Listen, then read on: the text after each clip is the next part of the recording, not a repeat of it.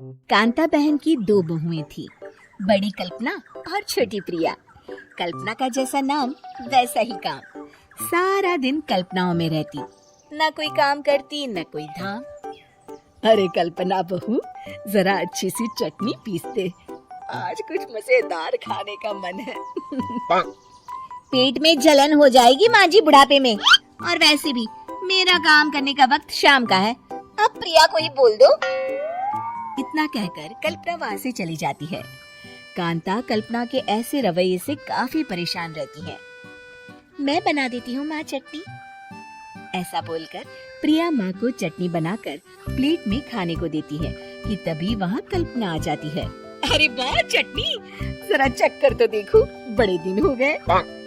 अरे नहीं बहू, तू तो रहने ही दे चटनी खाना, पेट में जलन हो जाएगी।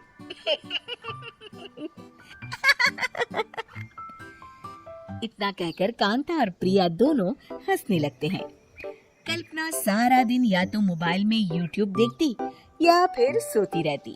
उसका कमरा भी बिखरा और गंदा रहता। एक दिन कल्पना का पति अशोक उससे कहता है, अरे कल्पना, जानवर भी उस जगह को साफ कर लेता है जहाँ वो बैठता है, तुम तो इंसान हो, कैसे इतने गंदे कमरे में रह लेती हो? देखो सारा सामान यहाँ वहाँ बिखरा पड़ा है। ज्यादा अपनी माँ का बोल ना बोलो। हाँ, कमरा तुम्हारा भी तो है, गंदा लग रहा है तो साफ कर लो। पता नहीं तुम्हारे साथ मैं कैसे जिंदगी बिताऊंगा। इतना कहकर अशोक वहाँ से चला जाता है।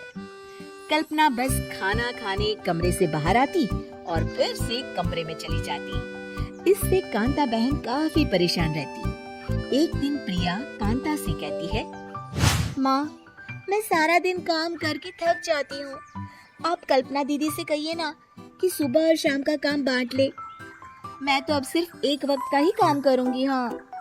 अरे तू वो भी ना करना, एक बहू तो काम चोर थी ही, दूसरी भी आ गई काम ना करने के बहाने लेकर।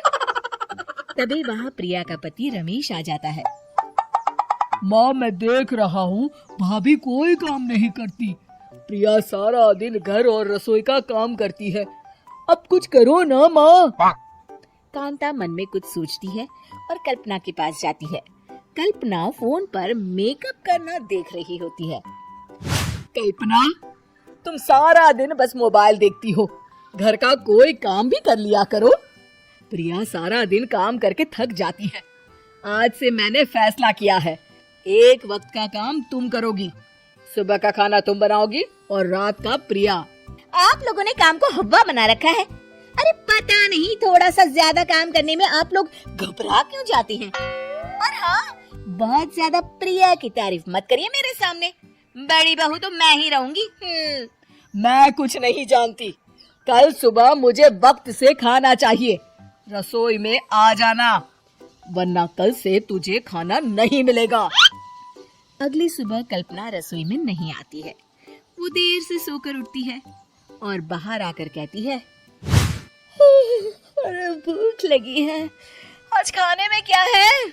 इतनी देर हो गई, आज किसी ने मुझे उठाया भी नहीं, पता नहीं कहाँ है सब। कल्पना को घर में कोई नहीं दिखता। वो रसोई की तरफ जाती है जहाँ बड़ा सा ताला लगा होता है। अरे रसोई में ताला, मैं तो भूल ही गई थी। माँ ने आज से सुबह का खाना मुझे बनाने को कहा था। हे भगवान, इतने लोगों का खाना बनाना क्या आसान है? तभी घर के सारे सदस्य बाहर से वापस आते हैं। वाह माँ जी, मजा आ गया छोले भटूरे खाकर। मेरे मुंह में तो अभी भी स्वाद आ रहा है। अरे कल्पना, तेरे भरोसे रहते तो हम तो भूखे ही रह जाते। कल्पना को बहुत गुस्सा आ जाता है। अब बहुत हो गया, आज से मैं अपनी रसोई अलग कर रही हूँ, मैं अपना खाना खुद बना लिया करूंगी। कल्पना अपनी रसोई अलग कर लेती है, पर आए दिन उसका देर से उठना और काम न करने की आदत से वो भूखी ही रह जाती थी। उसी के सामने घर के लोग अच्छे अच्छे पकवान खाते और कामचोर कल्पना को जैसे तैसे ही खाना बनाकर खाना पड़ता। पर एक दिन तो हद ही हो गई। माँ, दीदी आज सुबह से कमरे से बाहर नहीं निकली, हमें जाकर देखना चाहिए। सो रही होगी, कामचोर कहीं की। पर तुम कहती हो तो चलो देख लेते हैं उसे।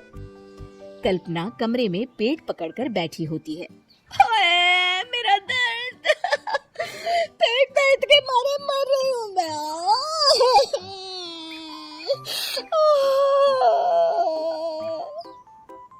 अरे दीदी, क्या हुआ?